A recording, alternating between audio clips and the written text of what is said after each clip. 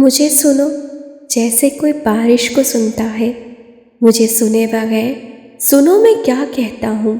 کھلی آنکھوں کے ساتھ جیتے جاگتے، 5 حصوں کو تمام بیدار رکھتے ہوئے ابر برس رہا ہے دھیمے قدموں جیسے، الفاظ کی دھیمی سرسراہٹ کے جیسے، ہوا، پانی اور لفظ بنا کوئی آوازن لیے، یہ جو ہم ہیں اور یہ ماہو سال و لمحے، نہ رساں وقت کی گراں بار اداسی لیے۔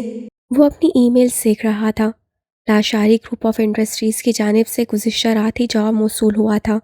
اس کی سی وی دیکھی جا چکی تھی، اسے انٹرویو کے لیے بلایا گیا تھا۔ وہ کچھ دیر تک پیشانی مسلتا رہا۔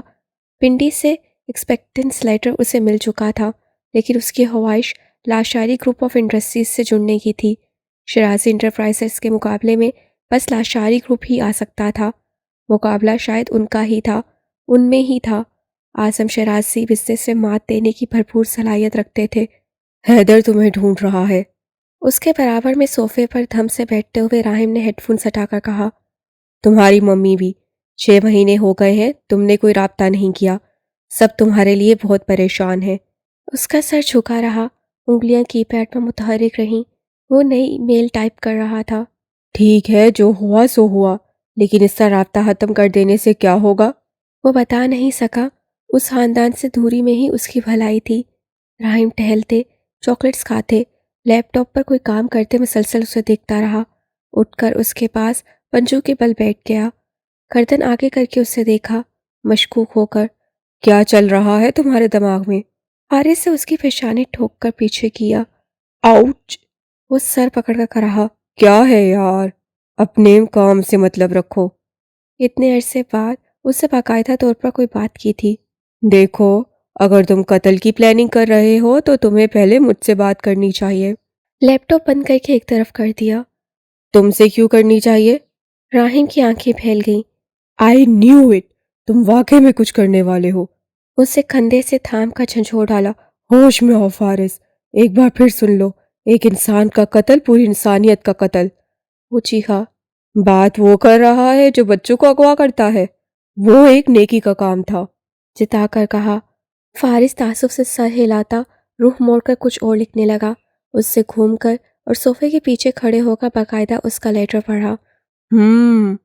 لاشاری گروپ آف انڈسٹریز، کیا کرنا چاہتے ہو؟ ویسے اس کا مالک مجھے بھی کچھ خاص پسند نہیں، کیوں نہ مل کر ہم لاشاری گروپ آف انڈسٹریز کا بیڑا غرق کر دیں؟ کیا تم مجھے کام کرنے دو گے؟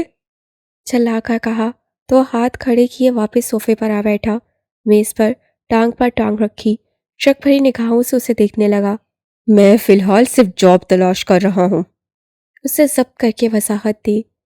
ہاں، وہ بھی صرف اس کمپنی میں جو اعظم شرازی کے مقابلے میں ہے۔ تم اپنا سارا غصہ ان پر نکالنا چاہتے ہو، انہیں تباہ کر کے۔ فارس لب بھینچے اسے دیکھتا رہا۔ وہ ہمیشہ اس کے دماغ تک، اس کی سوچ تک پہنچ جاتا تھا، آج بھی پہنچ گیا تھا۔ ویسے کیا تم جانتے ہو ان کے ساتھ اعظم شرازی کی رشتہ داری بھی ہے؟ فارس نے چونک کر سر اٹھایا۔ کیسی رشتہ داری؟ داؤد لاشاری تمہاری ممی کے والد ہیں۔ فارس حیران سا بیٹھا رہ گیا۔ وہ گہری مسکراہٹ کے ساتھ اٹھ کر چلا گیا۔ اگلے دن صبح سویرے جاگنگ سے واپسی پر ماتھے سے پسینہ صاف کرتے اس کے پاس آیا۔ فارس سیاہ ریپ ہوئے سوٹ میں ملبوس اپنے جاب انٹرویو کے لیے مکمل تیار نظر آ رہا تھا۔ بیسٹ آف لک۔ کندھا تھپتھپا کر صوفے پر جا بیٹھا، ٹی وی آن کر لیا، چپس کا پیکٹ بھی کھول لیا۔ تم یہاں سے کب تک جانے والے ہو؟ چپس کھاتے ہوئے اس کا منہ رک گیا۔ گردن موڑ کر فارس کو دیکھا، تاثرات ایک دم سے خطرناک ہو گئے۔ شرم نہیں آتی اپنے بڑے بھائی سے ایسا سوال کرتے ہوئے؟ غصے سے بھڑک کر بولا۔ بھول گئے وہ وقت جب میں نے تمہیں بگونیا ہاؤس سے پورے 4 سالوں تک برداشت کیا تھا؟ اس برداشت کے پیسے بھی تم نے بہت لیے ہیں، میں فری میں یہاں کیوں رکھوں؟ وہ سرد لہجے میں بولا، آنکھوں میں شک تھا، کہیں اسے دوبارہ نہ بھیجا گیا ہو۔ ٹھیک ہے، کرایہ لے لینا مجھ سے۔ الجھا کر اپنے مطلب کی بات تک لانا راہم افاق کے دھانے ہاتھ کا کھیل تھا۔ فارس واشجان کا پارا چڑھ گیا۔ تمہارا اپنا کوئی گھر نہیں ہے جو تم یہاں رہو گے؟ میں آج کل بہت غریب ہو چکا ہوں، کھانے کے لیے پیسے بھی نہیں ہیں۔ مسکین سی شکل بناتے اپنے ٹریک سوٹ کی خالی جیبیں بھی دکھائیں۔ غریب کے پاس گاڑی ہے، موبائل ہے، لیپ ٹاپ ہے, برانڈڈ کپڑے ہیں, بس گھر نہیں ہے. فارس سے دانت پیسے. نظر کیوں لگاتے ہو؟ ماشاءاللہ بولو, اللہ مجھے اور رزق دے. فارس سب کر کے باہر نکل گیا. اس کا انٹرویو لیا گیا، سی وی دیکھی گئی، تجربے اور صلاحیتوں سے متاثر ہو کر ہائر کر لیا گیا. کمپنی جوائن کرتے ہی اسے تمام معاملات پر بہت باریک بینی سے نظر رکھنا شروع کی، جیسا کہ اس کا خیال تھا. شرازی بزنس امپائر کو حریف کی نگاہ سے دیکھا جاتا تھا. مقابلہ جیسے ان سے تھا ان سے ہی ہو سکتا تھا. اسے کمپنی جوائن کی تیسرا ہفتہ تھا جب اسے داؤد لاشاری کے بیٹے کی آمد کی اطلاع ملی تھی، جو امریکہ کے ٹرپ سے حال ہی میں لوٹا تھا.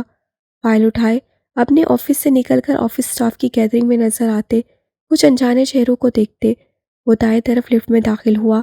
اس کے ساتھ نیوی 3 پیس سوٹ میں ملبوس 45 سالہ سمارٹ اور سلم سا مرد اندر داخل ہوا. موبائل پر کچھ دیکھتے وہ ایک ہاتھ جیب میں ڈالے رک گیا تھا. اسکرین سکرول کرتے کچھ دیکھ کر مسکراتے وہ ایک دم سے گنگنانے لگا تھا، عادتاً یوں ہی سرشاری کے عالم میں. وقت رک گیا. لفٹ کی چاروں دیواریں فارس واشجان پر ایک دم سے تنگ ہوئیں. اس کی پیشانی ارکلودہ ہونے لگی، آنکھوں میں دہشت کا تاثر ٹھہر گیا. سناٹے میں وہ محسوس دھن بار بار گونجتی ہوئی ایک دم سے بلند ہونے لگی، اتنی بلند کہ فارس کو اپنے کان پھٹتے ہوئے محسوس ہوئے. یہ حماد تو نہیں ہے؟ تیز روشنی میں ایک دھندلی سی شہبہ نمایاں ہوئی. تو تمہارے مالک نے تمہیں ہمارے آگے چارے کے طور پر پھینک دیا تاکہ وہ اپنے پوتے کی جان بچا سکے. بھاری قدموں کی آہٹ، تاریک کوٹری کا اندھیرا، دہشت بھری سخت پتھریلی آواز اور وہ گنگناہٹ. شیر دل سے کہو اس لڑکے کو لے جائے، اور ہاں اس سے کہنا لاش ہم اعظم شرازی کو ہی بھیجیں گے. اسے پتہ چلنا چاہیے اگر حماد ہمارے ہاتھ آ جاتا تو ہم اس کا کیا حشر کرتے. کوٹری کی تاریکی نے اسے مکمل طور پر نکل لیا. اب وہ فون کان سے لگا چکا تھا، کچھ سنتے ہی غصے میں آ گیا تھا. کیا میں نے یہ نہیں کہا تھا مجھے رپورٹ شام 6 بجے تک مل جانی چاہیے؟ وہی سرد لہجہ، کراہت آواز. یہ میرا کام ہے تو میرے طریقے سے ہی ہوگا، انڈرسٹوڈ؟ اس سے کس قدر کوشش سے گردن موڑ کر اس کا چہرہ دیکھا. سیاہی مائل گہری آنکھیں، جیل سے ستے ہوئے بال، کلین شیو چہرہ. کال سنتے پتھریلے ہوتے تاثرات. لفٹ مطلوبہ فلور پر رکی تو وہ باتیں کرتے اس سے پہلے ہی نکل گیا. دروازے برابر ہو گئے. فائل اس کے ہاتھ سے چھوٹ کر نیچے جا گری. داؤد لاشاری کا بیٹا Junaid Lashari, Lashari group of industries کا وارث، جمیلہ داؤد کا بھائی. فارس واشجان اپنی جگہ ساکت کھڑا رہ گیا. میں نے حیدر کو بتا دیا ہے تم یہاں رکے ہوئے ہو. 4-5 دن تک غائب رہنے کے بعد راہیم اس سے ملنے آیا تو سنجیدگی سے بتایا. اب کل کلا کو کوئی اونچ نیچ ہو گئی تو سب میرا گلا ہی دبوچیں گے، تو اسی لیے. فارس چپ رہا، یوں جیسے کچھ سنا ہی نہ ہو. عموماً وہ ایسی باتوں پر سخت رد عمل دیتا تھا. ہیلو، اس کی آنکھوں کے سامنے ہاتھ لہرایا. یہیں ہو یا کہاں ہو؟ وہ گردن موڑ کر اس سے دیکھنے لگا. آنکھیں سرخ ہو رہی تھیں، ہلکے بھی نمایاں تھے، جیسے وہ راتوں تک سویا نہ ہو. تم ٹھیک ہو؟ وہ ایک دم سنجیدہ ہو گیا. اس نے نفی میں سر ہلا دیا. کس کی بات کر رہے ہو تم؟ جس نے مجھے اغوا کیا تھا. راہیم کو شوق لگا. کیا سچ میں؟ کیسے؟ تم تو کہتے تھے تمہیں کچھ یاد نہیں. فارس سے گہری سانس لے کر اپنا سر ہتھیلیوں پر گرا لیا. اس کی حالت ابتر تھی، وہ اسی ٹراما سے گزرتا ہوا نظر آ رہا تھا. وہ داؤد لاشاری کا بیٹا ہے، ممی کا بھائی. راہیم آفاق اپنی جگہ حیران اور ششدر بیٹھا رہ گیا. سماعت پر جیسے یقین نہیں آیا. تم نے اسے کیسے پہچانا؟ صدمے سے نکل کر پوچھا. آواز سے، گنگناہٹ سے. وہ دھن کبھی میرے ذہن سے نہیں نکلی. راہیم نے حیران ہو کر اسے دیکھا. ہو سکتا ہے تمہیں کوئی غلط فہمی ہوئی ہو. نہیں، میں اس آواز کو نہیں بھول سکتا، مجھے سب یاد ہے. اس کا رنگ اڑا ہوا تھا، سانسیں بھاری چل رہی تھیں. آر یو شور؟ اس سے سر کو اس بات میں جنبش تھی. اگر میں نے اسے پہچان لیا ہے تو ہو سکتا ہے نام کی وجہ سے وہ بھی مجھے پہچان لے. تمہاری اس کے ساتھ ملاقات ہوئی ہے؟ ابھی تک نہیں. معاملہ ایک دم سے پیچیدہ لگنے لگا. تم اب کیا سوچ رہے ہو؟ میں ریزائن کرنا چاہتا ہوں. تم ڈر رہے ہو؟ محتاط ہو رہا ہوں. راہیم خاموش ہو گیا. بات ختم ہو گئی. اگلے دن وہ ایک بار پھر اس کے سامنے تھا. میرے خیال سے ہمیں اعظم صاحب سے بات کرنی چاہیے. وہ چائے کا مگ ہاتھوں میں لیے گیلری میں کھڑا تھا. یہ میرا مسئلہ ہے، اسے سلجھاؤں گا بھی میں ہی۔ بیوقوفی کی باتیں مت کرو، وہ ان کی بہو کا بھائی ہے، اتنا قریبی اور اہم رشتہ ہے، تمہیں لگتا ہے وہ تمہاری باتوں پر یقین کر لیں گے؟ راہم کچھ نہ کہہ سکا۔ اور ممی وہ کیا سوچیں گی؟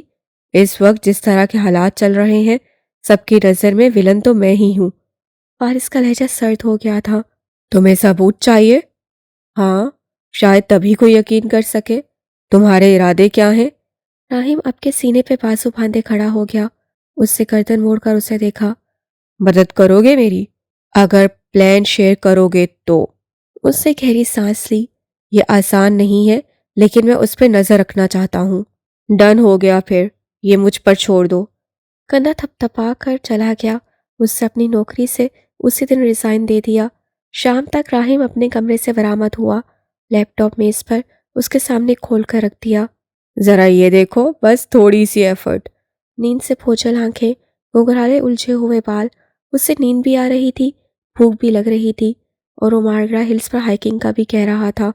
فارس سے اچنبھے سے اسے اور پھر لیپ ٹاپ سکرین کو دیکھا، جس پر Lashari group of industries head ہیڈ آفس والی عمارت کے تمام کی تمام کیمروں کی C C T V footage live چلتی ہوئی نظر آ رہی تھی۔ یہ تم نے کیا کیا؟ میں نے آئی پی ایڈریس کو آن لائن سرچ کیا، لاگ ان بہت سمپل، پھر سگنیچر انفارمیشن کی کوشش، پاس ورڈ ٹرائی کیے اور بوم۔ کرسی کو گھماتے ہوئے یوں بولا جیسے بہت آسان کام ہو۔ تم نے لاشاری گروپ آف انڈسٹریز کا سارا سیکیورٹی سسٹم ہیک کر لیا؟ فارس صدمے سے اسے دیکھ رہا تھا۔ ہاں، تم نے کہا تھا تمہیں میری ہیلپ چاہیے، لو ہو گئی ہیلپ۔ فارس اسے دیکھ کر رہ گیا۔ لیپ ٹاپ سکرین پر مختلف سکرینز کے مناظر واضح تھے، پارکنگ ایریا تک کی ریکارڈنگز، راہداریوں کی، ریسیپشن کی، اندرونی احاطے کی بھی۔ تم نے یہ سب کیسے کر لیا؟ آئی ٹی اسٹوڈنٹ ہوں، کیا تم بھول گئے؟ کرسی کا رخ گھماتے ہوئے لیپ ٹاپ کا رخ اپنی طرف کر لیا۔ میرا نہیں خیال تھا کہ اس کے لیے ہمیں سیکیورٹی سسٹم کی ضرورت پڑے گی، میں صرف اس کی کالز ٹریس کرنا چاہ رہا تھا، اسی لیے تو یہ سب کیا ہے۔ تم اس کے دماغ تک پہنچنا چاہتے ہو، جبکہ میں اس کے آفس، اس کے فون تک۔ پھر ہمیں یہ بھی دیکھنا ہے وہ کن لوگوں سے ملتا ہے، کن سائٹس کو وزٹ کرتا ہے۔ وہ اب محتاط اور بہت پروفیشنل گفتگو کر رہا تھا، قدرے سنجیدہ بھی لگ رہا تھا۔ اس میں خطرہ بھی ہوگا، یہ والے کام مجھ پر چھوڑ دو۔ اس سے مطمئن ہو کر کہا۔ تم کیا کرو گے؟ دیکھتے جاؤ بس۔ وہ اپنی جیکٹ اٹھاتا وہاں سے چلا گیا۔ اس رات رہائشی عمارت کے نیچے آصف شرازی کی گاڑی آ کھڑی ہوئی۔ حیدر اوپر آ گیا تھا، وہ اس کے فلیٹ کا دروازہ بجا رہا تھا۔ اسے دروازہ نہیں کھولا، اسے کالز بھی ریسیو نہیں کی اور میسج بھی نہیں دیکھے۔ موبائل آف کیے اپنے کمرے میں بند ہو گیا۔ اعظم صاحب تم سے ملنا چاہتے ہیں۔ جاگنگ سے واپس آ رہا تھا، حیدر نے اسے راستے میں آ لیا۔ میں کسی سے نہیں ملنا چاہتا، بار بار مجھے ڈسٹرب کرنا بند کر دو۔ سخت لہجے میں کہہ کر وہ چلا گیا۔ اس کے بعد بھی دوبارہ ان کی گاڑی اسے نظر آئی، مگر وہ ان سے ملنے، ان کی بات سننے نہیں گیا تھا۔ راہم مفاق نے اپنا کام مکمل کر لیا تھا۔ بگ ڈیوائس وہ اس کے آفس میں لگا چکا تھا، سی سی ٹی وی کیمرے مکمل اس سے کنٹرول میں تھے، موبائل کالز تک ٹریس ہو سکتی تھیں۔ اس کی گاڑی پر بھی ٹریکر موجود تھا، اب وہ جنید لاشاری کی کالز بھی سن سکتا تھا، میسیجز بھی دیکھ سکتا تھا۔ اس نے ان 3 دنوں میں یہ کام اس قدر محنت اور ہوشیاری سے کیا تھا، کسی کو بھنک تک نہیں پڑی تھی۔ اندازہ نہیں تھا تم اس کام میں اتنے پروفیشنل ہو۔ وہ متاثر ہوئے بنا نہ رہ سکا۔ دیکھ لو، اس سے فخر سے کالر سیدھے کیے۔ وہاں وہاں میں ہلکا لیتے رہتے ہو، میرے جیسے دوست اور بھائی قسمت والوں کو ملتے ہیں۔ فارس کی کھوجتی نگاہیں اس کے چہرے پر جمی رہیں۔ کون ہو تم؟ اس نے سنجیدگی کے عالم میں بہت اچانک سے پوچھا۔ یہ کیسا سوال ہے؟ راہم نے اچنبھے سے فارس کو دیکھا۔ Black hat hacker, white hat hacker? وہ میز پر کونیاں جما کر آگے ہوا۔ کول۔ راہم ہنستے ہوئے سیدھا ہو بیٹھا۔ یا پھر ریڈ ہیٹ ہیکر؟ رک کر کہا۔ یہ تم مجھے میرے بالوں کی وجہ سے کہہ رہے ہو؟ راہم نے ہنسی میں بات اڑاتے اس کی توجہ اپنے سیاہ بالوں کی طرف دلائی، جن میں سرخی مائل شیڈ نظر آتا تھا۔ یہ میرے سوال کا جواب نہیں ہے۔ فارس کی نگاہیں اس کے چہرے پر جمی رہیں، وہ جیسے اسے پڑھنے کی کوشش کر رہا تھا۔ میں تو بس ایک راہم ہوں، صرف ایک راہم۔ بازو پھیلا کر کہا۔ اب سمجھ میں آ رہا ہے اعظم شرازی نے تمہیں 17 سال کی عمر میں ہی کیوں ہائر کر لیا۔ کیا سمجھ آ رہا ہے؟ اس سے پلیٹ سے بادام اٹھا لیے۔ یقیناً تم شرازی انٹرپرائزرز کا کوئی سسٹم ہیک کرتے پکڑے گئے تھے۔ میں کبھی پکڑا نہیں جاتا۔ پورے اعتماد سے نفی کی۔ مگر حیدر تمہیں گردن سے پکڑ کر لایا تھا، یہ اس نے کہا۔ وہ روبوٹ تو کچھ بھی کہتا رہتا ہے، اس کی باتوں کو سیریس مت لیا کرو۔ اعتماد سے گویا ہوا۔ تو یہ کہ میرا سر نہ کھاؤ اور اپنے دشمنوں کی جاسوسی کرو۔ آتن اس کی پیشانی ٹھونک کر چاکلیٹ سے ریپر اتارتے ہوئے اٹھ کر چلا گیا۔ اگلے چند دنوں میں جنید لاشاری کی کالز سنتے، میسیجز پڑھتے، اس کی ایک ایک حرکت پر نظر رکھتے فارس واجدان پر انکشاف ہوا۔ اس کا فوکس اعظم شیرازی کے علاوہ کہیں نہیں تھا۔ بظاہر ان کے ساتھ رشتہ داری کا لحاظ برتتا ہوا، مگر اندر ہی اندر ان کی کمزوری کا متلاشی، انہیں نقصان کے منصوبے بناتا ہوا، مطلوبہ ڈیلز ہتھیانے کی کوشش کرتا ہوا۔ سالوں کی دشمنی تھی جو در پردہ چلتی آ رہی تھی۔ کاروباری مفاد مقدم رکھ کر جو رشتہ بنایا گیا تھا، وہی راستہ بہت سے فائدوں میں آڑے آ رہا تھا۔ اپنے ہر ہسارے کا ذمہ دار وہ اعظم شیرازی کو ہی سمجھتا رہا تھا۔ کچھ قانونی جنگیں بھی تھیں، کچھ عارضی کا مسئلہ تھا۔ جیت ہر جگہ اعظم شیرازی ہی کی ہوتی تھی۔ نہ اس کا سر جھکتا تھا، نہ وہ ٹوٹتے تھے، اور نہ ہی انہیں گرایا جا سکتا تھا۔ جنید لاشاری کے تمام احکامات ان کے متعلق تھے۔ آنے جانے کا وقت، روٹین، کاروباری معاملات، ڈیل، وہ ایک ایک چیز کی خبر رکھتا تھا، ایک ایک بات کی رپورٹ لیتا تھا۔ اس کی بات جمیلہ داؤد سے بھی ہوئی تھی، ہارون شیرازی سے بھی۔ حماد پاکستان کب تک آنے والا ہے، یہ سوال وہ کئی بار تینوں سے پوچھ چکا تھا۔ کئی غیر قانونی کاموں میں بھی ملوث تھا۔ اس کے آدمی ایک طرح سے مجرم ہی تھے جن سے وہ ہر طرح کا کام کروا سکتا تھا۔ اسے جنید لاشاری پر نظر رکھتے تیسرا ہفتہ تھا جب ایک فون کال نے اس کے اندر سناٹے پھیلا دیے۔ بات حماد کی ہو رہی تھی۔ وہ پاکستان آ چکا تھا، تاہم وہ اپنے گھر نہیں گیا تھا۔ جنید لاشاری جانتا تھا اس وقت وہ کہاں اور کس کے ساتھ تھا۔ چالاک اور ہوشیار انسان تھا، جان گیا اس وقت حماد کی اپنی فیملی کے ساتھ کچھ اختلافات چل رہے ہیں۔ اس سے اپنی مرضی سے شادی کر لی تھی۔ اس کی بیوی منظر عام پر نہیں آئی تھی۔ ان کی شادی کو ابھی تک پبلک نہیں کیا گیا تھا۔ فارس کی رگوں میں خون دوڑنے لگا۔ تیار رہنا، میں کسی بھی وقت حکم دے سکتا ہوں۔ اس سے سن ہو کر ہیڈ فونز ہٹاتے کتنی دیر تک وہ اپنی جگہ بیٹھا رہا۔ منصوبہ واضح تھا، مبہم مختصر لفظوں میں ہونے والی بات اتنی مشکل بھی نہ تھی کہ اس کی سمجھ میں نہ آتی۔ 16 سال پہلے وہ جال حماد کے لیے ہی بچھایا گیا تھا، اور 16 سال بعد ایک بار پھر وہی جال بچھایا جا رہا تھا۔ وہ سام جسے اعظم شیرازی دشمنوں میں ڈھونڈ رہے تھے، وہ سام ان کے بے حد قریب، ان کے قریبی رشتے میں موجود تھا، جس کی موت کی خواہش تھی اور جس کے ذات سے وہ انتقام لینا چاہتا تھا۔ اس کی باری آ رہی تھی، اس کے قتل کے منصوبے بن رہے تھے۔ دشمن کو ہرانا ہو تو پہلے اس کی طاقت ختم کرنی چاہیے۔ گاڑی میں ہونے والی وہ گفتگو اس سے واضح سنی تھی۔ یہ الفاظ جنید لاشاری کے تھے۔ اس کے دشمن کی طاقت اس کا بیٹا اور پوتا ہی تھا، اس کے وارث جن کے لیے بزنس امپائر کھڑا کیا گیا تھا۔ حماد شیرازی، ہارون شیرازی۔ نیم تاریکی میں فارس اپنی جگہ بیٹھا انہیں دیکھ رہا تھا، انہیں سوچ رہا تھا۔ موبائل سامنے ہی پڑا تھا، اس سے ابھی تک کسی کو کال نہیں کی تھی۔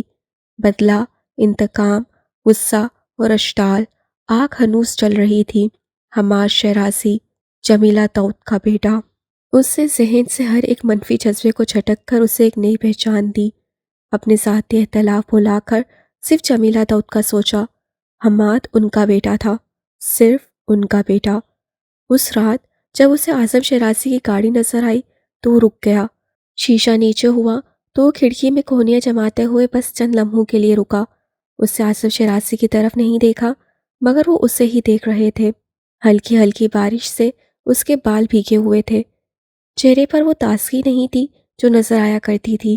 حماد کی زندگی کو خطرہ ہے، بہتر ہوگا آپ اسے واپس بلا لیں۔ وہ اسے دیکھ کر رہ گئے۔ اگر میں خود سے کچھ کہتا تو آپ یقین نہ کرتے، جلد ہی سارے ثبوت بھجوا دوں گا، کہہ کر پیچھے ہٹ گیا۔ ہوڈی کو سر پر چڑھاتے ہوئے مخالف قدم اٹھاتا گیا۔ بارش کی دھند میں اس کا وجود مبہم ہونے لگا۔ اعظم شیرازی کو یہی لگا، مگر دھند ان کی آنکھوں میں تھی، وہ آنکھیں جن میں نمی ٹھہری ہوئی نظر آ رہی تھی۔ اس رات وہ سو نہیں سکا۔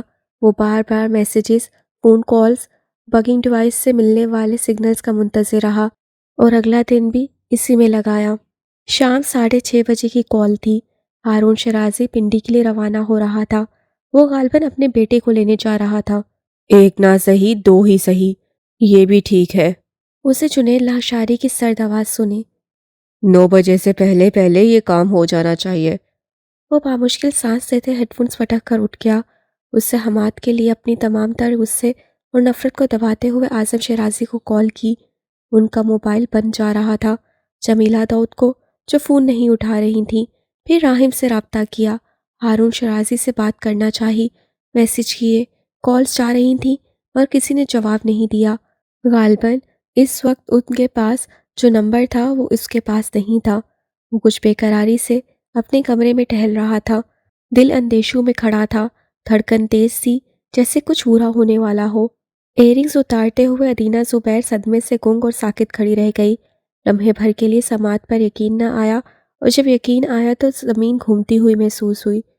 تم مجھے ابارشن کا کہہ رہے ہو؟ اسے یہی لگا تھا۔ حماد شیرازی نے مڑ کر کچھ تاخیر سے اسے دیکھا۔ اس کے شوق بھرے تاثرات اسے عجیب لگے۔ ہاں، یہ کوئی مشکل کام تو نہیں ہے، تم ایسا پہلے بھی تو کر چکی ہو۔ ادینہ کے چہرے پر سایہ لہرا گیا۔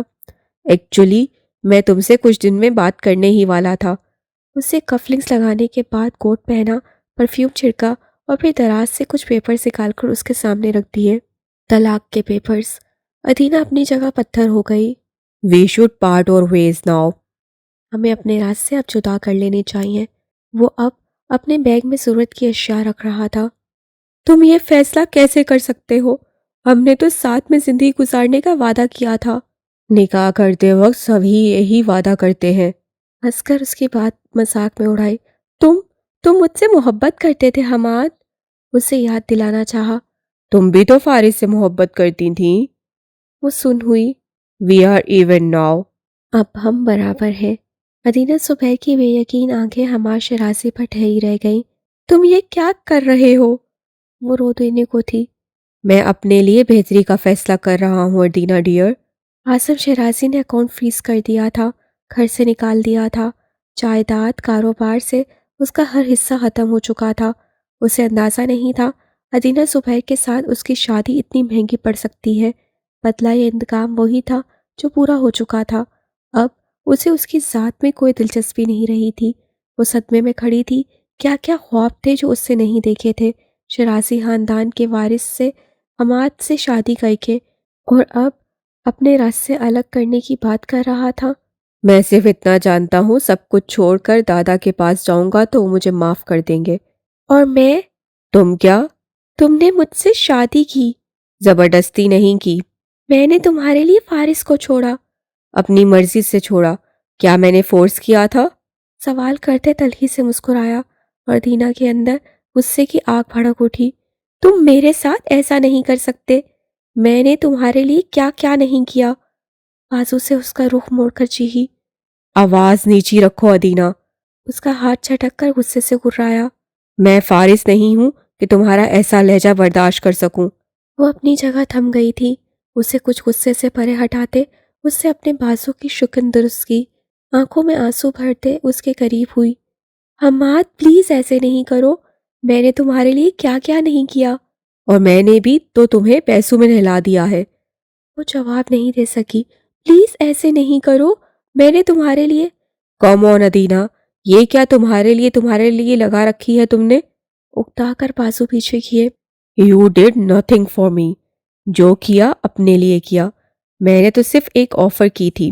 محبت کا دعویٰ جھوٹا تھا۔ اس کے لب ہلے۔ محبت؟ تم اتنی خوبصورت ہو، تمہیں پانے کی خواہش تھی۔ اب ظاہر ہے ساری عمر تو اس طرح بے گھر ہو کر نہیں گزاری جا سکتی۔ مجھے اپنے گھر واپس جانا ہے، and actually I am coming to realize کہ تمہارے ساتھ شادی کا فیصلہ غلط تھا۔ انسان کی صرف شکل اور صورت میٹر نہیں کرتی، اور بھی بہت کچھ دیکھنا پڑتا ہے۔ اور بھی بہت کچھ دیکھنا پڑتا ہے۔ ادینہ زبیر کے اپنے الفاظ تماچے کی طرح اس کے منہ پر آ گئے۔ وہ بولنے کے قابل بھی نہ رہی۔ خوابوں کا محل چکنا چور ہو گیا۔ جو کسی کے ساتھ کر چکی تھی ویسا ہی اس کے ساتھ ہو گیا۔ اب وہ بچہ رکھنا چاہتی تھی تو مقابل ابارشن کا کہہ رہا تھا، اب وہ گھر بسانا چاہتی تھی تو مقابل طلاق کی بات کر رہا تھا۔ تم میرے ہلوس کا یہ صلہ دے رہے ہو؟ آواز صدمے سے پھٹ گئی۔ ہلوس؟ انوسینٹ مت بنو ڈیئر، میں جانتا ہوں تم کس نیچر کی ہو۔ کل تمہیں کوئی اور پسند آ جائے گا تو تم اس کے پاس چلی جاؤ گی۔ That's what you always do۔ اس سے پیسوں سے بھرا ہوا لفافہ بیگ سے نکال کر میز پر اچھال دیا۔ مدینہ زبیر کے ساتھ اس کا قصہ یہیں ختم ہو رہا تھا۔ 1 ہفتے کا ٹائم ہے، تب تک یہ فلیٹ خالی کر دینا یا پھر خود ہی پیمنٹ دے دینا۔ ایک ہاتھ سے بیگ اٹھاتے دوسرے ہاتھ سے فون کان سے لگائے وہ اسی وقت باہر نکل گیا۔ جی ڈیڈ، میں بس نیچے پہنچ رہا ہوں۔ وہ اچھلت پہ سیڑھیاں اترتا جا رہا تھا اور اس کے قدموں کی دھپ دھپ مدینہ زبیر کے دل پر پڑ رہی تھی۔ اس کے خواب ٹوٹتے مسلے جا رہے تھے، اس کی دنیا تباہ ہو رہی تھی۔ وہ ساکت، ویران اور مدہوش سی اپنے کمرے میں کھڑی رہ گئی تھی۔ وہ فکر مندی کے عالم میں ٹہل رہا تھا جب ڈور بیل بجی۔ دروازہ کھول کر دیکھا تو راہیم تھا، اس کے ساتھ ہی باہر نکل گیا۔ اس نے بہت ہی اچانک اپنے آدمی کو حکم دے دیا، وہ صرف موقع کی تلاش میں تھا۔ راہیم نے گاڑی ڈرائیو کرتے ہوئے اس کی بات سنی۔ میں نے حیدر سے بات کر لی ہے، اعظم شیرازی میٹنگ میں ہے لیکن وہ سب دیکھ لے گا۔ یہ نمبر ٹرائی کرو۔ اسے ہارون شیرازی کا دوسرا نمبر دیا۔ ہارون شیرازی اکیلے نہیں ہیں، ان کے ساتھ گارڈز بھی ہیں، وہ حماد کو لینے ہی گئے ہیں، ڈونٹ وری۔ وہ کہہ رہا تھا۔ فارس کے ذہن میں جمیلہ داؤد کا چہرہ ایک بار پھر لہرایا۔ اس سے گہری سانس لے کر خیال جھٹک دیا۔ اب وہ نئے نمبر پر کال کر رہا تھا۔ ہارون شیرازی نے اس کی کال ریسیو کر لی تھی۔ ہیلو؟ اس سے آواز سنی، لب بھینچ کر ایک لمحے کا توقف لیا۔ آپ اس وقت کہاں ہیں؟ وہ فارس کی آواز سنتے ہی چونک گئے، آنکھوں میں دکھ بھرے اضطراب کی لہر آ گئی۔ اس آخری ملاقات کے بعد کتنا ڈھونڈا تھا انہوں نے اسے، مگر وہ انہیں نہیں ملا تھا۔ فارس بیٹے، جواب دیجئے، آپ اس وقت کہاں ہیں؟ اس کا لہجہ اجنبی سا تھا۔ ہم اسلام آباد پہنچنے ہی والے ہیں۔ وہ ناسمجھی کے عالم میں گویا ہوئے۔ آپ پلیز اپنا ٹریک چینج کر لیں، آپ کوئی اور راستہ اختیار کر لیں، بس تھوڑا سا سفر باقی ہے۔ وہ سمجھ نہ پائے۔ لسن ٹو می، اسے زور دے کر کہا۔ آپ ابھی اور اسی وقت۔ فائرنگ کی آواز ایک دم سے گونجی تھی، دھماکے سے ہی کار کے ٹائر چرچرائے تھے۔ اس کے الفاظ آدھے ادھورے وہیں رہ گئے، وجود ساکت ہو گیا اور دور کہیں جھمکے سے شیشے ٹوٹے۔ الٹتی ہوئی گاڑی گھسیٹ کر ٹرائلر سے جا ٹکرائی۔ ٹر ٹر، گولیوں کی آواز، شور اور پھر پھیلتا ہوا وحشتناک موت بھرا سناٹا۔ فارس واجدان کے ہاتھ سے فون چھٹ کر نیچے جا گرا۔ منظر بدل رہے تھے، آوازیں بدل رہی تھیں، جگہ بدل رہی تھی، احساسات منجمد، آنکھیں دھندلی، دماغ معاف۔ سکتے کی کیفیت میں اس سے خود کو ہاسپٹل کے کوریڈور میں قدم رکھتے ہوئے پایا۔ اس کے کان ہنوز بند تھے، اسے کوئی آواز نہیں آ رہی تھی، اسے اب جیسے کچھ دکھائی نہیں دے رہا تھا، مگر اسٹریچر کے پہیوں کا شور بہت تیز تھا۔ اس شور سے جڑا ہوا منظر واضح تھا، سفید چادر جو خون سے رنگی ہوئی تھی، وجود جو گولیوں سے چھلنی لگ رہا تھا، 2 اسٹریچرز، ان سے سرخ پڑتی چادر سی، لٹکتا ہوا بے جان ہاتھ، زخمی چہرے، بند آنکھیں۔ اس سے بے اختیار دیوار کا سہارا لیتے رک کر سر اٹھایا۔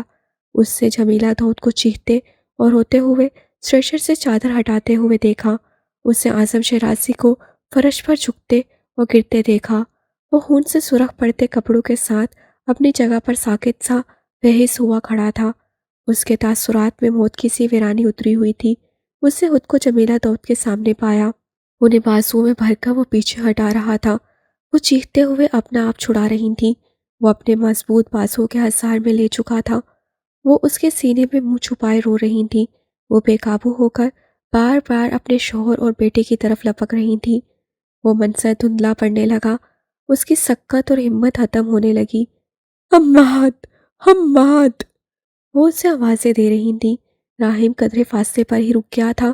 اگلی صبح تک کار کریش کی خبر شاہ سرخیوں میں دکھائی دے گئی تھی، حالانکہ وہ موت کا کھیل فائرنگ سے شروع ہوا تھا۔ اسے جنید لاشاری کو ہارون اور حماد شیرازی کے جنازے پر شرکت کرتے دیکھا، اپنی بہن کے غم میں نڈھال انہیں گلے لگا کر ان کے بیٹے کے لیے روتے دیکھا تھا۔ وہ اعظم شیرازی کے سامنے بھی رکا تھا، وہ شخص اس کے سامنے ہی کھڑا تھا۔ کئی سال پہلے اس نے اس کی جان لینے کی کوشش کی تھی اور کئی سال بعد اس سے اپنی بہن کا گھر اجاڑ دیا تھا۔ کیا پیسہ، دولت میں اتنی طاقت ہے کہ اس کے لیے قیمتی زندگیوں سے کھیلا جائے۔ وہ اس شخص کی آنکھوں میں جیت اور فتح کا رنگ دیکھ سکتا تھا۔ اس نے اپنے طور پر اعظم شیرازی کی نسل ختم کر دی تھی۔ اس نے اپنے حریف کو اکیلا، تنہا، لاچار، بے بس کر دیا تھا۔ بہن نیم پاگل تھی۔ اب جو کچھ بھی تھا صرف اس کا تھا، کنٹرول بھی، حکومت بھی۔ جس دشمنی کو دبانے کے لیے اور جس کاروبار کو فروغ دینے کے لیے یہ شادی ہوئی تھی، وہ مقصد بالآخر پورا ہو ہی گیا تھا۔ یہ گھر، بنگلے، جائیداد اور شیرازی انٹرپرائزز، یہ سب کچھ اب ان کے قبضے میں جانے والا تھا۔ وہ اس شخص کی شاطر نگاہوں کو دیکھ سکتا تھا۔ 3 دن کی تعزیت اور پھر گھر میں ایک خاموشی، ایک سناٹا چھا گیا۔ غم اور سوگوار سی فضا ہر طرف پھیلی رہی۔ کمرے سنسان، ملازموں کی سرگوشیاں معدوم، روشنیوں میں سفید ٹائلز سفید کفن جیسی لگنے لگیں۔ اس رات وہ وہیں تھا۔ وہ اعظم شیرازی کے ساتھ ان کے کمرے میں ان کا خیال رکھنے کے لیے رکنا چاہ رہا تھا، جہاں سب ملازم جنید لاشاری کے حکم پر کمرہ چھوڑ کر چلے گئے تھے۔ وہ وہیں کھڑا رہ گیا تھا۔ سنا نہیں میں نے کیا کہا؟ جنید لاشاری نے ایک دم سے تلخ ہو کر حکم دیا۔ اس کی خطرناک حد تک سرخ پڑتی آنکھوں میں غیظ و غضب کا سمندر ٹھاٹھے مار رہا تھا۔ ہوٹیاں سختی سے بھینچ کر اپنے غصے پر قابو پا لیا۔ ایک گیم اس نے کھیلا تھا تو ایک چال اسے بھی چلنی تھی۔ مجھے انہیں اکیلا چھوڑنے کی اجازت نہیں ہے۔ وہ بولا تو آواز بے حد کراہت تھی۔ کون ہو تم؟ جنید لاشاری کو اس کے لہجے سے عجیب خطرے کا احساس ہوا تھا۔ ملازم کم از کم اس طرح اس لہجے میں بات نہیں کر سکتے۔ اعظم شیرازی کا ملازم ہوں، فارس واجدان۔ صوفے پر نڈھال سے بیٹھے اعظم شیرازی نے نیم و آنکھیں کھول کر اسے دیکھا۔ وہ اپنی وہی پہچان برقرار رکھے ہوئے تھا جو انہوں نے اسے دی تھی، حالانکہ اس لمحے اس کی موجودگی میں، اپنی کمزوری کی حالت میں، وہ کسی انتقامی کارروائی کی توقع رکھے ہوئے تھے۔ اس کے دل میں کوئی خوف جمانے والا نہیں رہ گیا تھا۔ گرجدار آواز اب مردہ ہو گئی تھی، تحکامانہ لہجہ ختم ہو چکا تھا۔ اسے دیکھ رہے تھے، اس بات سے قطعی بے خبر کہ جنید لاشاری اسی وقت جھٹکے سے اپنی جگہ سے اٹھ کھڑا ہوا تھا۔ دوسرے ہی پل اس سے اپنے شوق بھرے تاثرات کو چھپانے کی کوشش کی تھی۔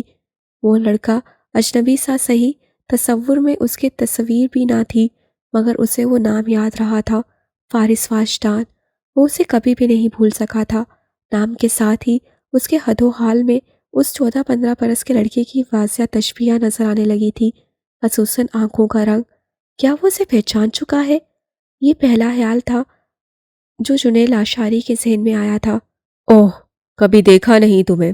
خاص آدمیوں میں سے ایک ہوں، ہر جگہ نظر نہیں آتا۔ اس کے لہجے کی برودت آنکھوں سے جھلک رہی تھی۔ اعظم شیرازی کے لب کپ کپائے۔ حیدر سے بھی خاص؟ یوں ہی سوال کیا۔ اسے اعظم شیرازی کے ایک ایک آدمی کا علم تھا۔ ان کے کئی گارڈز تک اس کے اشاروں پر سے چلتے تھے۔ اگر آپ مل چکے ہوں تو؟ جواب دیے بغیر اسے دروازہ کھول کر انہیں باہر کا راستہ دکھایا۔ صاحب آرام کرنا چاہتے ہیں۔ جنید لاشاری کی پیشانی پر پسینے کے قطرے نمودار ہوئے تھے۔ آنکھوں میں مبہم سا شک ہنوز ٹھہرا رہا۔ تاثرات البتہ سنجیدہ تھے۔ وہ کمپوز لگ رہا تھا۔ ٹھیک ہے۔ اسے مزید بحث کا ارادہ ترک کر دیا۔ اس لڑکے کو یاد تھا یا نہیں یہ الگ ہی معاملہ تھا، مگر ایک بات طے تھی، وہ اسے پہچان نہیں سکا تھا۔ ایسا کر لیتا تو کم از کم اس طرح سے بات نہ کرتا۔ یقیناً اسے وہ حادثہ یاد ہی نہیں رہا ہوگا۔ جنید لاشاری جا چکا تو ضبط کی سرخی آنکھوں میں لیے اسے اعظم شیرازی کی طرف قدم اٹھائے۔ اس وقت کمرے میں ان دونوں کے سوا اور کوئی نہیں تھا۔ وہ ان کی نظروں میں عجیب سا تاثر دیکھ سکتا تھا، دہشت یا خوف بھرا نہیں، بس اس بات کا ادراک کرتا ہوا تاثر کہ وہ لڑکا اب ان سے ایک ایک ظلم کا بدلہ لے گا۔ ان 3 دنوں میں ایک بار بھی انہوں نے اسے اپنے باپ یا بھائی کے لیے روتے نہیں دیکھا تھا۔ وہ تعزیت کے دوران سفید شلوار سوٹ میں ملبوس ایک ہی جگہ پر، ایک ہی کونے میں اطراف سے یکسر بے نیاز، خاموش ویران بیٹھا رہا تھا۔ تعزیت پر کوئی ایک انسان بھی اس کے پاس سے ہی گیا تھا۔ کسی کو بھی اس کے نقصان، خسارے اور رشتے کا علم نہیں تھا۔ وہ سر اٹھائے اسے دیکھ رہے تھے۔ شاید وہ کچھ کہنے آیا ہے، شاید کوئی غصہ، بدلہ، انتقام، کہ ان کے پاس کمرے میں رہنے کا حکم اسے اور کون دے سکتا ہے۔ وہ تو اس حالت میں بھی نہیں تھے کہ کچھ کہہ پاتے۔ فارس سے خاموشی سے تکیہ درست کیا تھا۔ لحاف ہٹا کر جگہ بنائی تھی، پھر انہیں سہارا دے کر صوفے سے اٹھایا تھا، بیڈ پر لٹایا تھا، پانی کا گلاس بھر کر اپنے ہاتھوں سے ہی پلانے لگا کہ ان کے ہاتھ بری طرح سے کپکپا رہے تھے۔ انہیں لگ رہا تھا وہ ان کی جان نکالنے آیا ہے، اور وہ جان ایسے نکالے گا اس کا تو گمان بھی نہیں تھا۔ وہ ایک دم سے پھوٹ پھوٹ کر رونے لگے۔ اس کے سامنے اسے خود سے لگائے انہیں ایک دم سے احساس ہوا ان کا اور اس کا نقصان ایک ہی تھا۔ قریبی رشتوں کو دونوں نے کھو دیا تھا، مگر اسے رونا نہیں آ رہا تھا۔ اس کا دل پتھر اور ساکت تھا، اس کی آنکھوں سے ابھی تک ایک آنسو بھی نہیں ٹپکا تھا۔ انہوں نے اپنے بیٹے کو، جوان پوتے کو کھویا تھا۔ ان کی ساری زندگی کی جمع پونجی ختم ہو گئی تھی۔ ان کے تمام فیصلے، ارادے، خواب اور امید خاک مٹی دھول ہو کر رہ گئی تھی۔ وہ روتے رہے، وہ بیٹھا رہا۔ اس نے اپنے بازو کی گرفت بھی اوپر نہیں جمائی، انہیں حوصلے کے لیے کوئی ایک جملہ بھی نہیں کہا۔ کتنے سال لگے تھے انہیں ایک بت میں تراشتے ہوئے، اور وہ مجسمہ ہو کر کیسے بول پڑتا۔ اس رات وہ ان کے کمرے میں ہی رہا، اس رات بھی وہ نہیں سو سکا۔ جنید لاشاری کا دماغ گھما ہوا تھا، آنکھوں میں شوق اور بے یقینی کا تاثر تھا۔ فارس واجدان اگر کوئی ملازم ہوتا تو زندہ نہ ہوتا، اور اگر زندہ ہوتا تو اسے مردہ نہ کیا جاتا۔ عاصم شیرازی کی یہ چال سمجھ سے باہر ہو گئی۔ اس لڑکے کو اس حد تک بچانے کی کوشش کیوں کی گئی؟ اسے چھپایا کیوں گیا؟ اور اور وہ دوبارہ شیرازی ہوس گیا، اور ہر بار وہ عاصم شیرازی کے ساتھ ہی نظر آیا۔ وہ ایک لمحے کے لیے بھی انہیں چھوڑ کر نہیں جاتا تھا، اس کے سامنے تو بالکل بھی نہیں۔ اس کی چال، انداز، لہجے اور تاثرات سے یہ نہیں لگتا تھا کہ وہ کوئی ملازم ہے، مگر وہ دیکھ رہا تھا، وہ یہی بن کر دکھا رہا ہے۔ فارس واجدان۔ اس رات اسے خبر ملی شیرازی ہاؤس میں وکیل کو بلایا گیا ہے۔ جو شک تھا وہ یقین میں بدل گیا۔ اتنا بڑا پوائنٹ وہ کیسے مس کر گئے؟ اتنی بڑی خبر سے کیسے بے خبر رہے؟ ان سے یہ غلطی کیسے اور کیوں کر ہو گئی؟ وہ مجھے پہچان گیا ہے، یہ پہلا خیال تھا جو اس سے آیا، یہ پہلی بات تھی جو اس نے سوچی۔ دماغ ایک دم سے کام کرنے لگا، منصوبہ طے ہوا۔ پولیس اپنے تحفظات کر رہی تھی، معاملے کو نیا رنگ اور موڑ دینے کا وقت آ گیا تھا۔ سوشل میڈیا پر یہ خبر وائرل ہو گئی، اخبار کے فرنٹ صفحات پر، کچھ نجی ٹی وی چینلز پر بھی چلا دی گئی۔ جائیداد کی لالچ میں ناجائز بیٹے نے اپنے باپ اور بڑے بھائی کا قتل کر دیا۔ اس خبر نے کھلبلی سے مچا دی کہ بزنس ٹائکون عاصم شیرازی کا ایک ہی پوتا تھا۔ کئی سوال اٹھائے گئے، بدنامی الگ سے۔ اپنے وجود پر ایسا دھبا اور ایسا سوال اسے شدید اذیت سے دوچار کر گیا۔ پہلا تعارف اور پہچان، وہ پہچان جو بھری دنیا میں پھیلا دی گئی تھی، ناجائز اولاد۔ اس کی تصویریں وائرل ہو گئیں، میگزین، اخبارات اور نجی چینلز کو ایک چٹپٹا سا ٹاپک مل گیا۔ وہ گیسٹ روم میں کتنی ہی دیر تک سر جھکائے بیٹھا رہا۔ جنید لاشاری نے پہلی چال چل دی تھی، سارا ملبہ اس کے سر ڈالنے کا ایک راستہ نکال لیا تھا۔ کیسا شاطر دماغ تھا اس کا! اس کی حقیقت تک پہنچنے میں ایک لمحہ نہ لگا۔ پلاننگ بھی کر لی، حملہ بھی، وار کیا کہ وجود حصوں میں بکھیر دیا۔ اسے لگا وہ شیرازی ہاؤس سے باہر نہیں نکل سکے گا، کسی کا سامنا نہیں کر پائے گا، کسی سوال کا جواب نہیں دے سکے گا۔ اس کی ہر وضاحت کھوکھلی، اس کی ہر دلیل کا مذاق اڑایا جائے گا۔ اپنی چیخوں کا گلا گھونٹتے اسے سجدے میں سر رکھا تھا، اور کتنی ہی دیر تک رکھے رہا تھا۔ اس کی حقیقت اس طرح سے نہیں کھلنی چاہیے تھی۔ وہ اپنے بیمار دادا سے کچھ کہہ بھی نہیں سکتا تھا۔ شام تک سوشل میڈیا پر ایک اور بحث چھڑ گئی۔ جو منظر دکھایا جا رہا تھا وہ دھندلا پڑ گیا۔ یہ کام راحم افاق نے کیا تھا۔ آرزو جہانگیر کے ساتھ ہارون شیرازی کے نکاح، ڈائیورس، پیدائشی سرٹیفکیٹ، اسے بڑے آرام سے تمام ڈاکومنٹس ایک ایک کر کے ہر جگہ پھیلا دیے تھے۔ اس سے جنید لاشاری کے چند ایک آڈیوز بھی شائع کر دیں۔ وہ جن غیر قانونی سرگرمی میں ملوث رہا تھا ان کے متعلق کچھ دستاویزات تھیں۔ ایسے ہے تو پھر ایسے ہی صحیح، اب دیکھتا ہوں میں اسے۔ لیپ ٹاپ پر کھٹ کھٹ انگلیاں چلاتے وہ گویا ہوا، ایک سے زائد آئی ڈیز اور ہر آئی ڈی سے جگہ جگہ بحث کرتا ہوا، لڑتا ہوا، لنک شیئر کرتا ہوا۔ فارس اس کے پیچھے کھڑا تھا، گول اینک پیچھے کسکا کر۔ وہ کرسی پر پنجوں کے بل بیٹھا گھوم بھی رہا تھا۔ یہ جنید لاشاری تو ہاتھ دھو کر تمہارے پیچھے پڑ گیا ہے، بہت بڑا دھچکا لگا ہے بیچارے کو، تمہاری صورت میں پاگل ہی ہو گیا ہے۔ ہنس کر لیپ ٹاپ کی اسکرین اس کی طرف گھمائی۔ ذرا اپنی تصویروں پر لڑکیوں کی کامنٹس تو چیک کرو۔ اس کے تاثرات سے قطع بے نیاز وہ کہہ رہا تھا۔ تم یہ سب کیوں کر رہے ہو؟ اس سے راہم سے مدد نہیں مانگی تھی۔ اسے تو یہ بھی نہیں پتا تھا کہ اس مسئلے کا کوئی حل بھی اس کے پاس ہے۔ گزشتہ 24 گھنٹوں میں جو اس کی ذات سوالیہ نشان بنی تھی تو وہ سوالیہ نشان یوں مٹا دے گا، اس کا تو وہم و گمان بھی نہیں تھا۔ میں نے اعظم صاحب سے بات کی اور انہوں نے وہ تمام ڈاکومنٹس دے دیے جو مجھے درکار تھے۔ اگر شکر ادا کرنا ہے تو اپنے دادا کا کرو۔ میں نے تو یہ سب صرف پبلک کیا ہے، اور ہاں، یہ سب فری آف چارج نہیں کر رہا۔ اس سب سے نکلتے ہی تم مجھے میری منہ مانگی قیمت ادا کرو گے، کیا سمجھے؟ انگلیاں دکھ گئی ہیں میری ٹائپنگ کر کر کے۔ آن لائن جنگ لڑنا کوئی آسان کام ہے؟ کرسی کھول گھما کر پھر اس کی طرف رخ کیا۔ اور دیکھو، جیمز اور ولیم نے بھی ساتھ دیا ہے۔ وہ اسکرین شاٹ لے کر مجھ سے صرف اتنا پوچھتے ہیں، راہم یہ پازیٹیو ہے یا نیگیٹو؟ اور بس پھر وہ جانے اور ان کے کلاس فیلوز، یہ آدھے سے زیادہ جو انگریزوں نے تمہاری حمایت میں کمنٹس کر رکھے ہیں، تو یہ مداد وہاں سے آ رہی ہے۔ ہنس کر بولا۔ اس کی آنکھوں میں نمی ٹھہر گئی، لب بھینچے رہے۔ وہ سب کے کڑے مراحل سے گزرتا ہوا اٹھ کر باہر چلا گیا۔ کتنی ہی دیر تک بند دروازے کے ساتھ پشت ٹکائے کھڑا رہا۔ اندر ایک آگ سی چل رہی تھی۔ جو کچھ ہو رہا تھا وہ اس کے اعصاب پر بھاری پڑ رہا تھا۔ اسے اعظم شیرازی کے کمرے میں بلایا گیا۔ سامنے ہی ان کے وکیل بیٹھے ہوئے تھے۔ وہ ویل چیئر پر تھے۔ حیدر ان کے پیچھے کھڑا تھا۔ فائلز میں ان گنت ڈاکومنٹس سے اس کا نام، اس کی پہچان، اس کا سب کچھ لٹا دیا گیا تھا۔ صرف سائن کرنے کی دیر تھی۔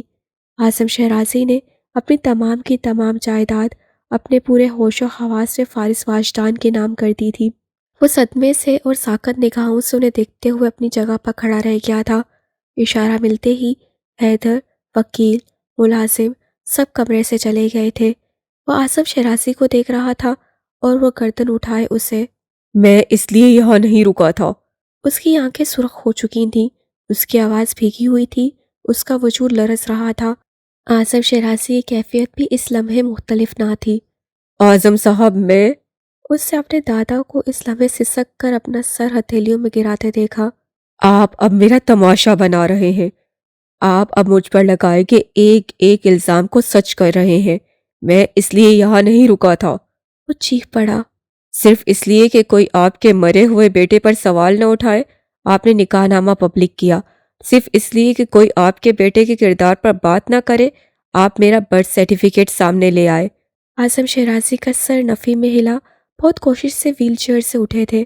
فارس، وہ 2 قدم پیچھے ہٹا تھا۔ مجھے آپ کا ہر ایک سبق اچھی طرح سے یاد ہے۔ مجھے آپ کی نفرت یاد ہے۔ مجھے آپ کا غصہ یاد ہے۔ آپ کے فیصلوں کے زخم میری روح پر ابھی بھی تازہ ہیں۔ آپ اب یہ نہیں کریں گے۔ اب آپ اس طرح سے مجھے کوئی اور غم نہیں دیں گے۔ وہ رو رہا تھا۔ وہ ان کے سامنے پنجوں کے بھل جھکتا، شکست خوردگی کے عالم میں۔ اعظم شیرازی کے انگ انگ میں اذیت سما گئی۔ ہم غلط تھے۔ ہم شروع سے غلط تھے۔ ہم نے تم پر بہت ظلم کیا۔ کسی یتیم کے سر پر ہاتھ رکھنا ظلم نہیں ہوتا۔ اعظم شیرازی کا دل چیرا گیا۔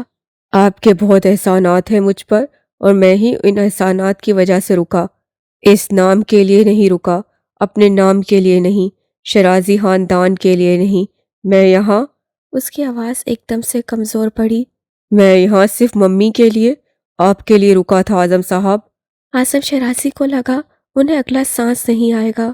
مجھے یہ نہیں چاہیے۔ اسے تمام کاغذات پھینک دیے۔ میری ذات آج پورے میڈیا پر ڈسکس ہو رہی ہے۔ صرف اتنا کریں، مجھے پھر سے گمنام کر دیں، جیسے پہلے کیا تھا۔ مجھے ایک بار پھر سے مار دیں، جیسے پہلے مارا تھا۔ ایک اور قبر۔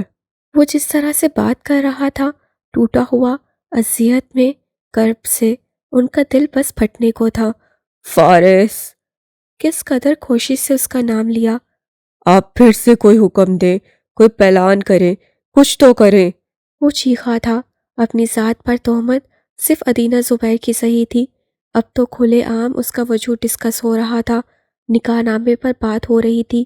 آرزو جہانگیر کو گھیرا جا رہا تھا۔ وہ انٹرویوز دینے سے کترا رہی تھی۔ ایک قاتل بیٹے سے وہ خود کو بھلا کیوں جوڑتی؟ وہ اس خبر کی وضاحت یا تردید کچھ بھی نہیں کر رہی تھی۔ اب وہ حالات سے لڑنے کی قوت کہاں سے لاتا؟ وہ اسے دیکھ رہے تھے، کتنا توڑ دیا تھا انہوں نے اسے، کتنا مسیح کر دیا تھا اس کی ذات کو، کتنی بڑی اذیت سے دو چار کر چکے تھے وہ اسے۔ یہ ہمارا فیصلہ تھا، ہم نے تمہیں تمہارے باپ سے جدا کر دیا۔ ان کی آواز بھاری کمزور تھی، اولاد اور پوتے کا صدمہ انہیں ختم کر گیا تھا۔ ہم نے کیا، ہماری نسل صرف جمیلہ کی اولاد سے چلے گی۔ دیکھو تو ہمارے غرور و تکبر نے ہمارے ساتھ کیا کیا۔ جو بات اللہ طے کرتا ہے وہ ہم نے طے کرنا چاہی۔ فارس آنکھوں میں نمی لیے انہیں دیکھتا رہا۔ ہم نے تم سے تمہارا حق، تمہاری پہچان چھینی، اور ہم سے بھی سب لے لیا گیا۔ اس سے بے اختیار نفی میں سر ہلایا۔ ہم نے تمہیں تنہا کیا، آج ہم بھی تنہا ہو گئے۔ وہ اندر تک ٹوٹنے لگا۔ مزید وہاں بیٹھنا، انہیں سننا، انہیں دیکھنا مشکل ہو گیا۔ ہم نے حاکم بن کر فیصلے کیے، ہم پر اصلی حاکم کا فیصلہ آ گیا۔ ان کا پورا وجود لرز رہا تھا۔ وہ اسی وقت اٹھ کر چلا گیا۔ عاصم شیرازی کا چہرہ تر ہونے لگا تھا۔ ان کی سسکیاں سناٹے میں گونجنے لگی تھیں۔ ان کے آس پاس اب اندھیروں کے سوا کچھ بھی نہ رہا تھا۔ حیدر قانونی معاملات دیکھ رہا تھا۔ قتل کی تحقیقات جاری تھیں۔ ثبوت اتنے ٹھوس تھے کہ جنید لاشاری کو فوراً ملک چھوڑنے کا فیصلہ کرنا پڑا، مگر اسے ایئرپورٹ پر ہی گرفتار کر لیا گیا۔ تحقیق نئے سرے سے شروع ہوئی۔ عدالت میں کیس چلا اور اس عرصے میں جتنا پروپیگنڈا اس کے خلاف ہو سکتا تھا کیا گیا۔ مقابلہ دو خاندانوں کے بیچ تھا اور معاملہ بھی چھوٹا نہیں تھا۔ اس سے آخری حد تک لڑنے کا فیصلہ کر لیا۔ 8.5 ماہ تک وہ جنگ جاری رہی۔ اس سے کوئی اثر یا دباؤ نہیں لیا، کسی دھمکی کو خاطر میں نہ لایا۔ بالآخر جنید لاشاری کو عمر قید کی سزا سنا دی گئی۔ اس رات جب وہ گھر آیا تو جمیلہ داؤد کو سیڑھیوں پر بیٹھے ہوئے پایا۔ اس نے کبھی بھی انہیں اس قدر ٹوٹا ہوا نہیں دیکھا تھا۔ ان کی رنگت زرد تھی، وہ بیمار رہنے لگی تھیں۔ بھائی تھا میرا، وہ ان کے سامنے بیٹھا تو وہ روتے ہوئے بولی، مجھ سے سب مانگتا تو دے دیتی، کم از کم میرا گھر تو نہ اجاڑتا۔ اس سے آنسو صاف کرتے ان کا سر اپنے کندھے سے لگایا۔ میری شادی ایک بزنس تھا ان کے لیے، نفع کا سودا۔ بہن کی زندگی پر کاروبار ہو رہا تھا۔ ان کا دل غم سے پھٹا جا رہا تھا۔ ممی، لاشاری خاندان تک میرا پیغام پہنچا دو، میرے لیے وہ سب مر چکے ہیں، اب کوئی میرے پیچھے نہ آئے، سن رہے ہو فارس؟ وہ ہنسیانی انداز میں چیخی تھی۔ ہاں، میں کسی کو نہیں آنے دوں گا، آپ پلیز، آپ سنبھالیں خود کو ممی۔ وہ انہیں سہارا دے کر اٹھائے ہوئے ان کے کمرے تک لے گیا۔ ان کی حالت ٹھیک نہیں تھی، وہ نفسیاتی طور پر بے حد ڈسٹرب ہو چکی تھیں۔ ڈاکٹر سے جو ادویات دی تھیں ان کے سہارے چند گھنٹوں کی نیند لے کر اٹھ جاتی۔ پورے گھر میں گھبرائی ہوئی سی بلائی پھرتی۔ حماد کے کمرے میں حماد کی چیزوں سے لپٹی ہوئی پائی جاتی۔ وہ ان کے پاس گھنٹوں بیٹھا رہتا، چپ چاپ، دم سادے، انہیں سنتا رہتا۔ حماد کی باتیں، اس سے انہیں کبھی نہ ٹوکا۔ عاصم شیرازی بیمار ہو کر بستر سے لگ گئے تھے، وجود کو جنبش دینے سے قاصر، آواز ختم، اب وہ کوئی بات نہیں کر سکتے تھے۔ نگاہیں منتظر سی، درد میں ڈوبی، اذیتوں سے پر، اس کے چہرے پر جمی رہتی۔ ان کا ہر کام خود کر رہا تھا، ان کی دیکھ بھال کسی ملازم کے ذمے نہیں تھی۔ وہ کھانا اس کے ہاتھ سے کھاتے تھے، وہ پانی اس کے ہاتھوں سے پیتے تھے۔ طاقت ختم ہوتے ہوتے بس آنکھوں تک رہ گئی تھی، آنکھیں جو محض آنسو سے دھندلا جاتی تھیں۔ ان کی نگاہیں اس کے چہرے پر جمی رہتی۔ انہوں نے اتنے پیارے چہرے کو اتنی نفرت سے کیوں دیکھا؟ اب وہ اس کے گال پر ہاتھ رکھنا چاہتے تھے، رکھ نہیں سکتے تھے۔ ماتھا چومنا چاہتے تھے اور چوم نہیں سکتے تھے۔ معافی مانگنے کی خواہش تھی اور مانگ نہیں سکتے تھے۔ اس رات بھی وہ ان کے کمرے میں تھا اور وہ ان کے پاس ہی بیٹھا ہوا تھا۔ میں ہمیشہ سے آپ کو تنہا دیکھنا چاہتا تھا، میں چاہتا تھا آپ ٹوٹ جائیں، آپ اکیلے رہ جائیں، آپ کے پاس کوئی رشتہ باقی نہ رہے۔ اس کی آواز ایک دم سے کمزور پڑی۔ لیکن بابا، اس سے پہلی بار انہیں اس رشتے سے پکارا جو ان کا تھا۔ مجھے آپ کو اس طرح سے دیکھ کر خوشی نہیں ہوتی۔ عاصم شیرازی کا دل رک سا گیا۔ آپ پہلے جیسے کیوں نہیں ہو جاتے؟ آپ پہلے کی طرح، وہ ایک دم سے سسک پڑا۔ آپ پہلے جیسے کیوں نہیں ہو جاتے بابا؟ ان کی آنکھوں میں دیکھتے ہوئے وہ معصوم بچے کی طرح روتے ہوئے کہہ رہا تھا۔ انہیں اس حالت میں دیکھ کر سب سے زیادہ تکلیف اسے تھی، سب سے زیادہ غم میں وہ تھا اس انسان کو اس سے ہمیشہ چٹانوں کی طرح مضبوط دیکھا تھا، اسے ریزہ ریزہ دیکھنا برداشت سے باہر ہو رہا تھا۔ اس رات کس قدر کوشش سے انہوں نے اپنی انگلیوں کو جنبش دی تھی۔ اس نے ان کا ہاتھ تھام لیا، وہ ہاتھ اوپر تک لرزتا کپ کپاتا اس کے گال تک آیا۔ ان کی خواہش کا ادراک کرتے ہی اس سے وہ ہاتھ اپنے گالوں پر ٹھہرائے رکھا۔ ان کی آنکھیں پھر سے نم ہوئیں، کپ کپاتے ہونٹوں پر کوئی لفظ ٹھہر گیا۔ شاید انہوں نے اس کا نام لیا تھا، شاید وہ کچھ کہنا چاہتے تھے۔ بابا، جیسے وہ جان گیا ہو وہ اس سے کیا سننا چاہتے تھے۔ میں آپ سے ناراض نہیں ہوں، میں نے آپ کو معاف کر دیا۔ میرے باپ نے مجھے خود چھوڑا تھا، انہوں نے مجھے آپ کے حوالے کیا۔ یہ صرف آپ کا فیصلہ نہیں تھا، یہ ان کی خواہش تھی۔ آصف شیرازی کی سسکیاں بن گئیں۔ آپ چاہتے تو مجھے مار سکتے تھے، زندہ رکھا آپ نے۔ آصف شیرازی کا وجود بے جان ہونے لگا۔ آپ چاہتے تو مجھے ان پڑھ جاہل رکھ سکتے تھے، نہیں رکھا۔ مجھے صرف دکھاوے کا مردہ نہیں کیا، چھپا کر محفوظ بھی کیا۔ یہ احسانات ہے آپ کے۔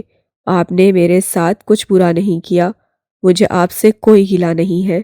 ان کے اندر کی چیخیں اندر ہی رہ گئیں، گمان میں بھی نہیں تھا کہ ان کے مظالم کو ایسا رنگ دے گا۔ ان کی تکلیف کم کرنے کے لیے، ان کا بوجھ ہلکا کرنے کے لیے، ان کی آسانی کے لیے وہ ایسا احسان کرے گا۔ کاش طاقت لوٹ آئے اور وہ اس کے منہ پر ہاتھ رکھ دے، ہاتھ جوڑ کر منت کرے کہ وہ اس طرح نہ کہے، وہ چیخے، وہ چلائے، وہ اپنی تکلیفوں کا الزام ان کے سر ڈالے، انہیں کبھی معاف نہ کرے۔ مگر فارس واجدان نے معاف کر دیا تھا۔ اس لمحے آصف شیرازی کا شدت سے دل چاہا وقت پلٹ جائے، وہ لمحہ پھر سے میسر ہو جس میں ہارون شیرازی ننھے فارس کی انگلی تھامے شیرازی مینشن میں داخل ہوا تھا، وہ لمحہ جب سہمی ہوئی نگاہوں میں ان کا عکس ابھرا تھا۔ ماضی سمٹ کر حال کا حصہ بن جائے، موقع پھر سے ملے، وہ بچہ ان کے سامنے ہو اور وہ اسے قبول کر لے، اپنی انا، ضد و ہٹ درمی کو فنا کر دے، وقت پلٹ کر پیچھے جائے اور فارس کا بستر ان کے کمرے میں ہو، اس کے نام کے ساتھ ہارون شیرازی لگتا ہو، وہ ان کے ہمراہ گھوڑے پر سوار ہوتا ہو اور اپنے بھائی کا ہاتھ تھامے سبزہ زار میں گھومتا ہو، کھیلتا ہو اور خوب ہنستا ہو۔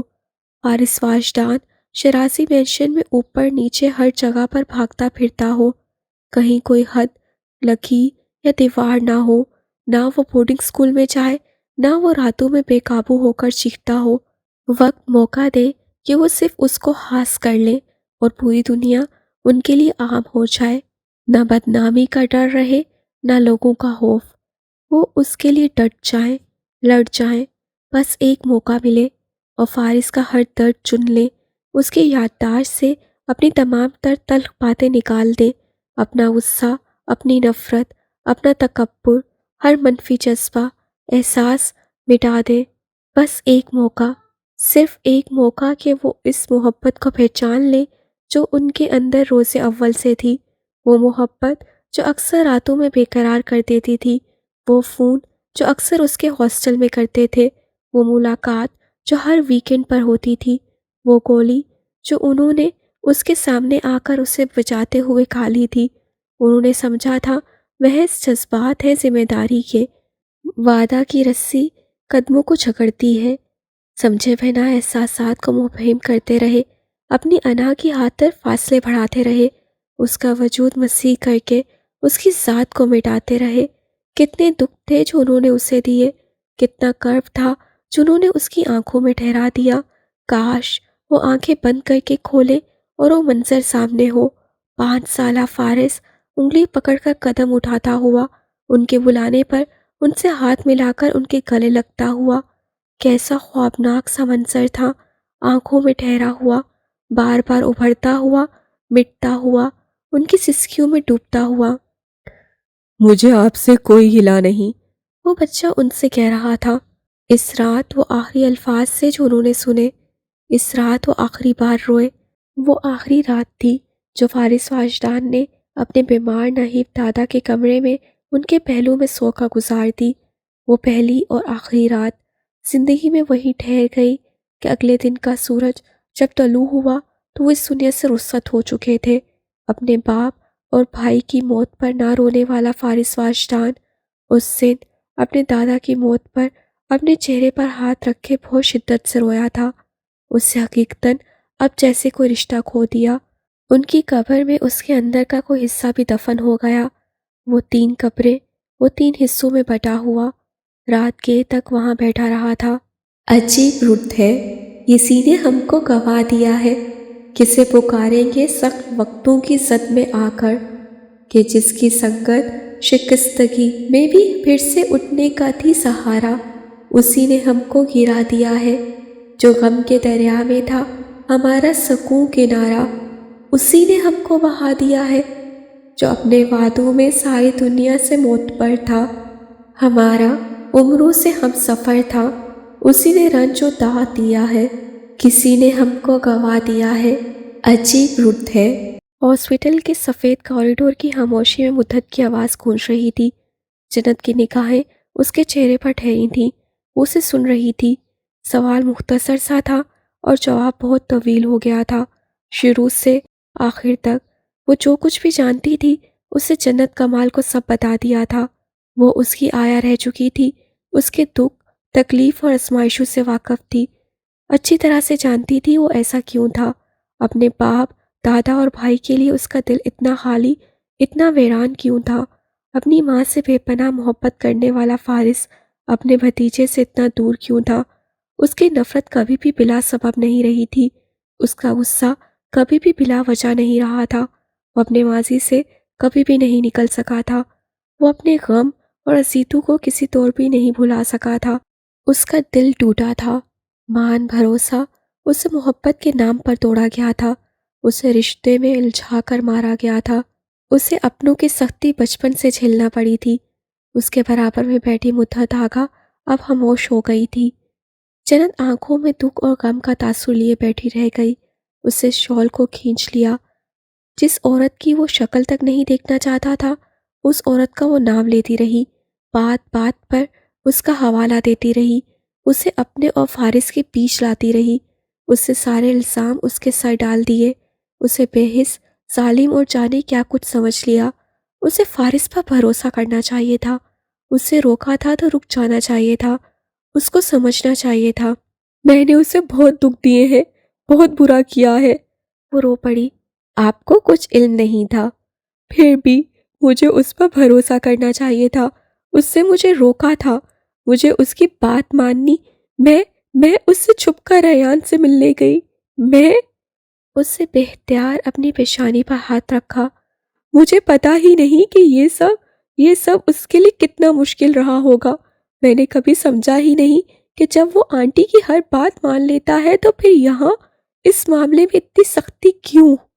اور آنٹی وہ اسے فورس کیوں نہیں کر پاتی؟ آپ لا علم تھیں، آپ کی غلطی نہیں ہے، میری غلطی ہے۔ سر اٹھا کر بھیگی آنکھوں سے کہا، میں نے اس کے سب زخم ادھیڑ دیے، میری وجہ سے آنٹی اس حال کو پہنچ گئی، میری وجہ سے۔ شاید میں واقعی منحوس ہوں، میرے وجود سے بس دکھ اور غم ہی مل سکتے ہیں۔ جنت بی بی ایسا نہیں ہے، مدت نے نرمی سے کہا، ایسا ہی ہے۔ میں اس کا سامنا کیسے کر پاؤں گی؟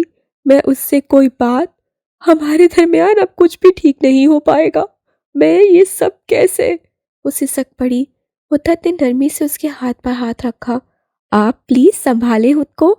میں صرف آنٹی کے لیے وہاں گئی تھی، میں صرف ان کے لیے ریان کو واپس لانا چاہتی تھی، میں نے ان سے وعدہ کیا تھا، میں ان کا یہ وعدہ پورا کرنا چاہتی تھی۔ مجھے نہیں پتا تھا ان کی خواہش کے ساتھ فارس کا غم جڑا ہے، مجھے نہیں پتا تھا۔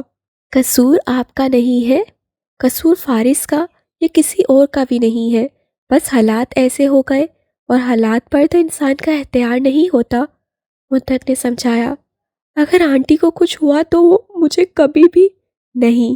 مدت نے ٹوک دیا، بیگم صاحبہ کہتی تھیں ایسے حالات میں صرف دعا اور بس دعا، اور کوئی سوچ خیال نہیں۔ اس سے گہری سانس لے کر پیشانی پر ہاتھ رکھ لیا۔ ایک بار پھر فارس کو کال کی تھی، اس کا موبائل ابھی تک آف تھا۔ ان گنت خوف اور وہموں میں گھرا ہوا دل شدت سے دھڑک رہا تھا، ایک انجانی سی کیفیت رگوں پہ میں سرایت کر چکی تھی۔